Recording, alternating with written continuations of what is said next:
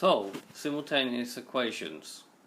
Now when we try to solve simultaneous equations, we're trying to find values of x and y which satisfy both equations. So if we're solving 2x plus 3y is equal to minus 6 and 5x minus y is equal to 19, if the first step is to label both equations. So label the first one equation 1 and the second one equation 2.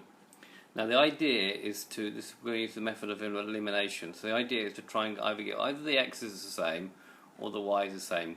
In this case it's very easy to make the y's the same by multiplying the second one here by 3.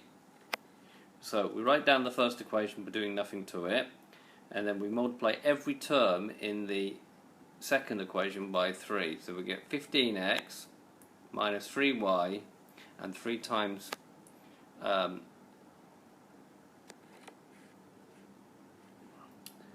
19 is 57.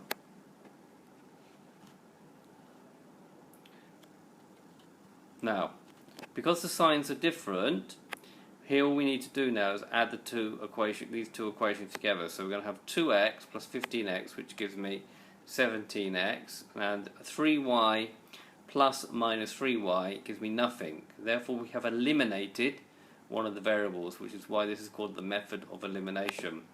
And minus 6 plus 57 gives me 51. The next thing to do obviously is to divide by 17, and we get that x is equal to 3. Now we have to find a y value. Now we could repeat this process for the y value, but it's easy just to substitute back into one of the two equations. We'll just substitute in x is equal to 3 into 1. So instead of x here, I'm now going to put 3. So I'm going to have 2 times 3 plus 3y is equal to minus 6. 2 times 3 is 6, plus 3y is equal to minus 6.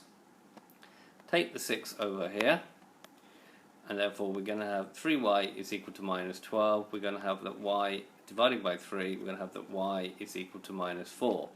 Now what we can do is check in the one that we didn't use. So we're going to check in equation 2 by putting x equal to 3 and y equal to minus 4, and check when I do the sum I get 19. So 5 times 3 minus 4, so carefully substitute in using brackets at all times.